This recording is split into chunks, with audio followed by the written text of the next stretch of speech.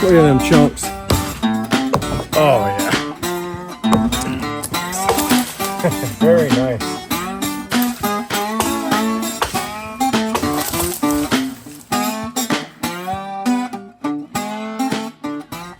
Well, hello everybody. Today we're going to do a review on the Swiss Tech light felling axe. This is the axe that you get from Walmart for just under 50 bucks. It's just over 50 bucks with tax. It feels like a pretty good deal for 50 bucks. Just because it feels like a good deal doesn't mean it is. So we're gonna run it through its paces. We're gonna see if this axe can do everything that it says that it can do. All right, so let's unsheath this. The fact that it comes with a sheath is pretty awesome in my opinion. A lot of people are complaining about this waxed canvas. You know, that doesn't bother me. For 50 bucks coming with a nice waxed canvas sheath is, I think that's pretty awesome. I don't feel that this is super waxed though, so when I get the chances, I'm going to put a good coating on this and go ahead and melt it down into this, make sure this is good and waxed. The axe itself, well, I can tell right off the bat, it says it's a felling axe, but that is extremely, extremely dull. That is more of a maul edge diameter on there. That is not a felling axe diameter. They might just do that so nobody cuts themselves at the store with it, because you do have them people that think that they need to take the sheath off of this and mess with it, and if they cut themselves, I suppose that'd be pretty bad. A decent woodsman can have an edge on this, no problem. That doesn't bother me as much as it does some people. Let's go ahead and check out the hang. This is actually a really nice hang job on here. I can tell by looking at it. It's a little bit rough. They could have cleaned this up a little bit. A lot of times these axes you get from Walmart and local hardware and stuff, you'll see little gaps right here. This has somebody took time to hang this. I can tell it's no gaps. Feels very solid. I don't feel any weird rattling or anything going on. Just feels good. This handle, it feels good. A lot of times when you buy a lower end axe or a cheap axe, so to speak, they just feel super lightweight. It's because the wood itself is low quality. This definitely does feel like hickory. It says it has a hickory handle. This feels heavy duty. The grain structure, if you can see that in this handle, there's not a lot of runoff. And it's running, this grain runs really nice with the handle, with the length of the handle. I can feel a little, it's pricking me a little bit, meaning that some of them fibers of the wood are sticking up and it's not sanded like it should be. There's actually tool markings in this still, quite a few. The more I look at it, the more I find. Not the end of the world, but we can make that look a lot nicer real quick. What else does it say here? A leather overstrike coil. I guess, you know, that might pass as leather. This just, the smoothness of this, I don't like. It makes it feel and look cheap. When I feel it, it feels plasticky and cheap. When I look at it, it looks cheap. Not the end of the world for 50 bucks. This stamp for a cheap axe, a lot of times they go overboard. They'll try to make, you know, something look super fancy. This is really subtle. I like that.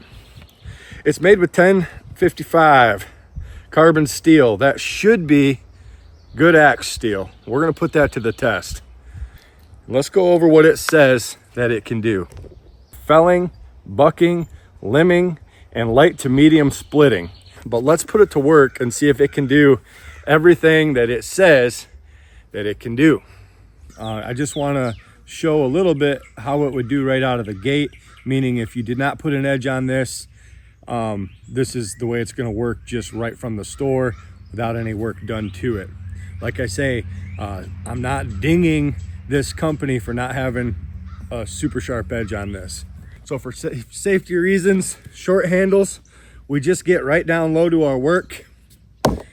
Then if we miss, if it jumps off of here, anything happens, it's going to hit the dirt, which is a lot better than hitting your shin or your foot. Let's see here. Yeah, this is a light basswood tree and it should be cutting down into this, and it is not. It's more so just beating it up than it is cutting it, which I thought was going to be the case. We don't have an edge on this. So this is what it's doing at the moment. It's just pounding its way through this. With the edge diameter being as it is, this is pretty much a maul edge diameter. This would certainly do your light splitting, no problem. Just because it is pretty much just a little maul at this point. There it is. So yeah, it would do your light splitting just fine. It's actually going to split far better than it chops with the diameter they have on there. Let's go sharpen it. Well, all right, what we need to do to this edge, because it's more like a splitting edge right now than a chopping edge, and it's supposed to be a felling axe.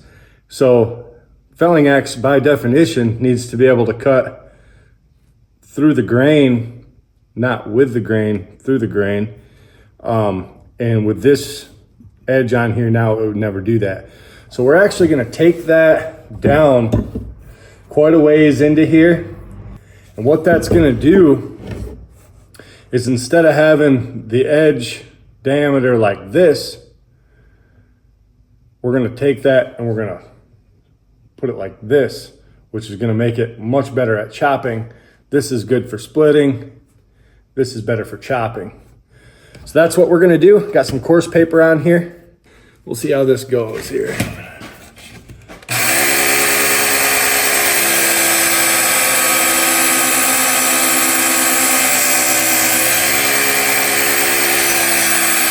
Working with a file, but what ends up happening is you eat up a lot of time with a file, which if you're just trying to relax and sharpen some tools, I would go with the file every time. But during a review like this, we're in a quick hurry. We're going to take advantage of this work sharp.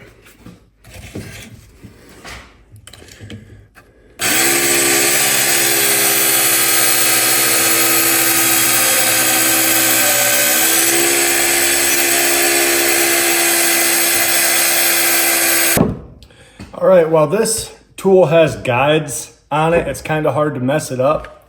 But if you're not working with guides, whatever you do to one edge of this blade, whatever you do to one side of this blade, you need to do to the other side of the blade. Otherwise, you're going to get some lopsidedness going on. You can see here, we're already starting to work farther up into this blade. So our edge is still out here, but the width of that is going farther and farther back, just like we want for a felling axe. I do believe this is possibly drop forged instead of casted. When you drop forge something, the grain structure in the metal is nice and tight. Seems pretty tight. So it should be a pretty good axe. All right, well, I've brought this down in my other shop here because as I sharpened this, the apex just wasn't what I wanted it to be for me personally. It could definitely be different for you, for each individual, and I definitely could have got this sharp enough to do everything that the axe said it was going to do. But I personally wanted this to be a little different, so I've brought it down here to the reel grinder and I'm just hogging off some metal. As you can see on this side, I've put a groove. That groove went the length of this. This tells me that I'm leaving more in the center and I'm coming down on the sides. By center, I mean right here.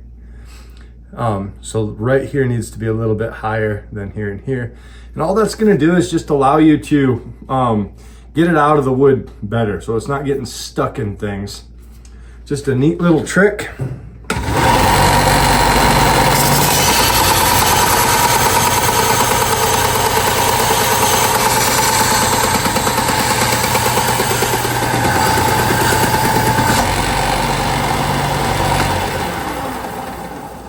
And as we go along, we're going to continuously add water to the blade, making sure we don't overheat that metal.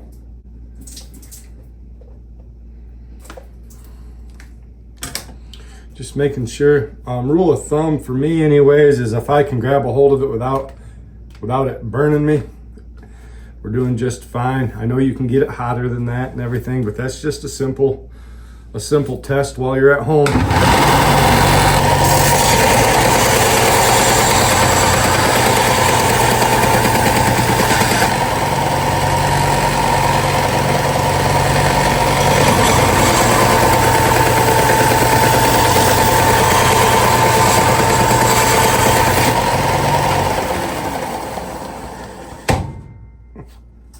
All right, now the grooves are out on both sides, and I know that I'm far more capable of felling or chopping with this. So I did have to do some major grinding, so to speak, there. I haven't ran into any issues yet, so let's just keep rocking and rolling with this thing. This is going to be a much better axe now. I can tell just from looking down that and sighting down that, I can tell this is going to be a great little axe. All right, we have got our edge. We kept everything nice and even. I kind of like that. I kind of like what we did there. Got into there, oh, I don't know what you would call this coating, a little bit here and here, but that's just because we put that high center in it. So let's see how sharp we are here. Oh yeah. It's not like hair popping, but we're definitely shave sharp. So that's sharp enough for an axe. Let's go out and put this thing back to work now that we have an edge on it. I'm gonna tighten this up on there because for some reason they think we need this. So we chopped here last time and you can see that it just crushed the wood. Let's start over here this time. See if we can get a little better progress. I know for a fact we're gonna be twice as better off as we was.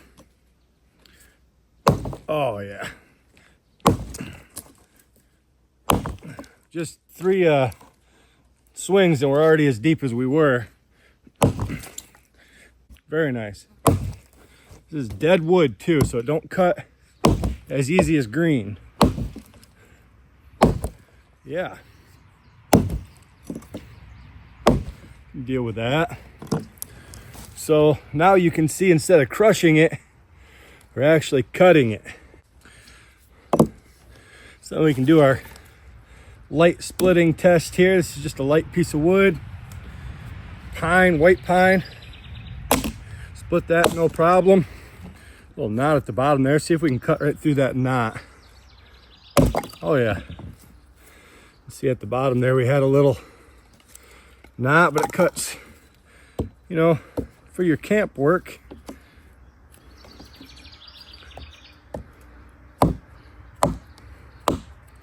Does just fine.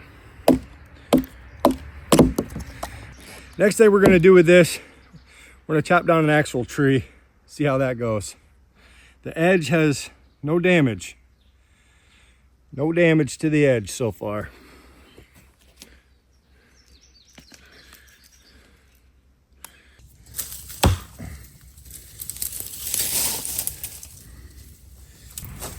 It is hard for me to get a full swing, but I tell you what, that first bite for a cheap axe was pretty good.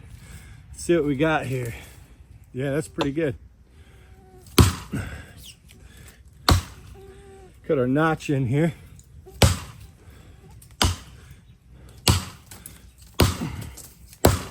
Yeah. Very good. Look at them chunks. Gotta clean that notch up with it. Oh yeah, felling axe, no doubt. That didn't take no time. It felled this tree no problem. It's about the size of as big as you would want to go, really, for any kind of a camp tree anyway. I purposely picked one that was a little bit bigger, so it did its job. Let's go ahead and limb this. When I limb a tree, I always get the tree trunk of the tree between me and the limbs. There's no chance of that popping off there. I'm going to show you guys that it's cutting these and not snapping them too. One chop, clean cut. Just about one chop on that one too. There it is.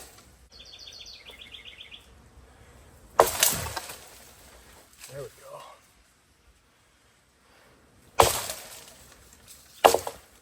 Nice. Very nice.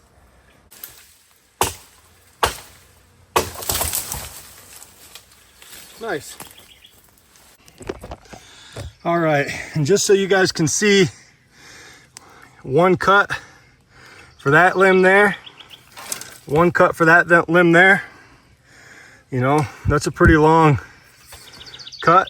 Did just fine, no issues.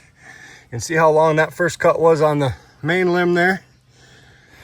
Let's take this log over and process it a little bit, and just see how this axe can process a log this size.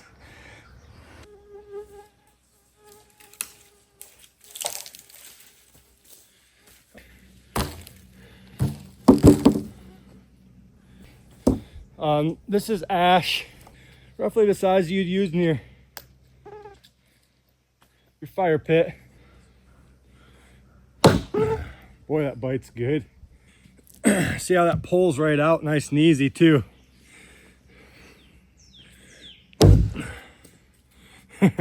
That's one heck of a chunk. 2 swings, not bad. There's a big old knot right here. Let's see if we can get through it.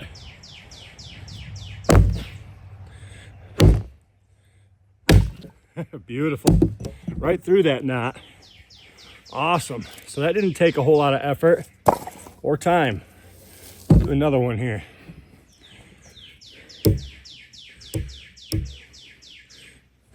Good bite. Man, that's a good bite.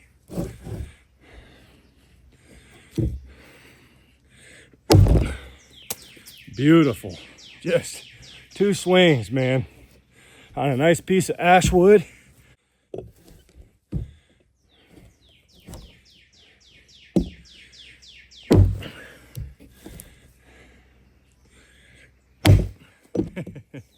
So nice. Now this is all knot here. This is all good and knotty. Still got that good bite. Still taking big old chunks.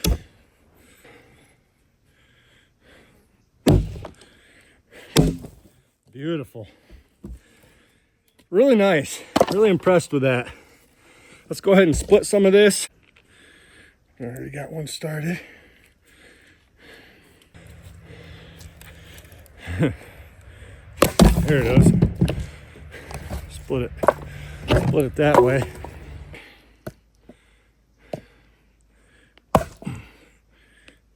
There we go. Got it splitting right through that knot. Anyways, beautiful. Yeah, it does the splitting work just fine. We've taken our Swiss Tech axe, we fell a tree, processed the tree, split the wood, does all that just fine. Now, let's see how it does on more of a fine carving task. So let's make some fire strips here, just to see. Oh yeah. I have not put an edge on this. I've been using it ever since I sharpened it the first time. I've not put an edge on it since.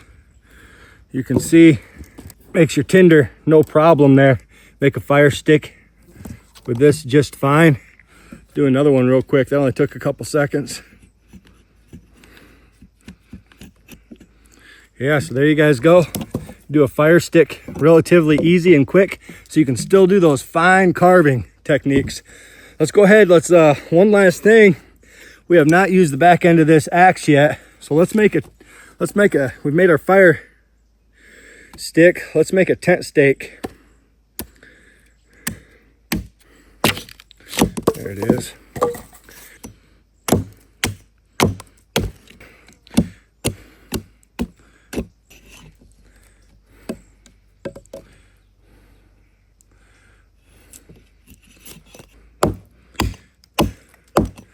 Nice.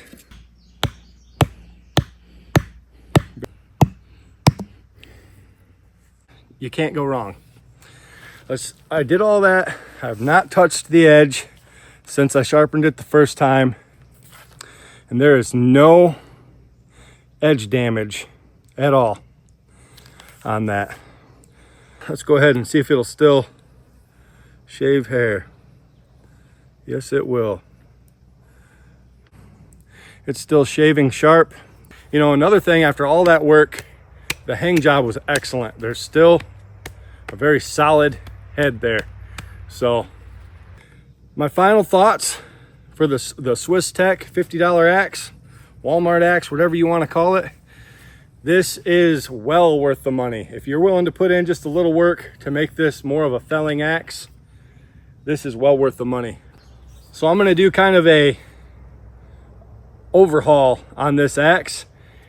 What I got going on here is I just did a vinegar stain on the handle and then a few real heavy coats of linseed oil.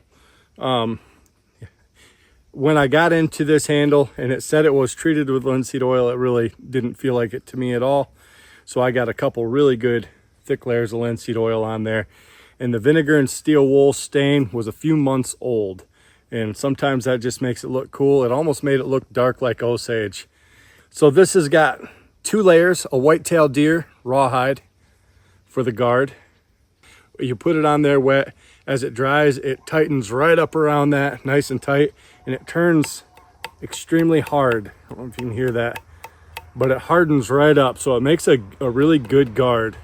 I kept this leather strap off the old guard, laced it up different though. I like the lacing on that a lot better. And then I didn't do anything other than slimming this up, taking my time and slimming this up to make it better at chopping. I didn't do too many crazy things to this axe head. I kind of like it as is. By crazy things, I mean, I've seen a lot of people put a beard in here and make this a bearded axe. That's just so you can choke up on this better and do fine carving is what a bearded axe is supposed to do. This has really good balance right here. So if I was to be choked up here farther, the balance might not be as good. This is really comfortable if I was gonna do some fine carving. This is great right here. I don't need to do anything crazy with this. I can promise you guys that I would have no problem taking this anywhere with me, packing it into any important trip I have. My name's Matt Eldred. This is a Swiss Tech axe. You're watching Matt's wild point of view, and I appreciate you guys sticking around to the end of this project. Tell me what you think. Leave a comment, please. Helps out a lot. Plus, I just want to know what you guys think of this axe project. Did it turn out good? Do you like it? Maybe you would have did something different? I don't know. Let me know. Like, subscribe. We'll catch you guys a little further down the trail.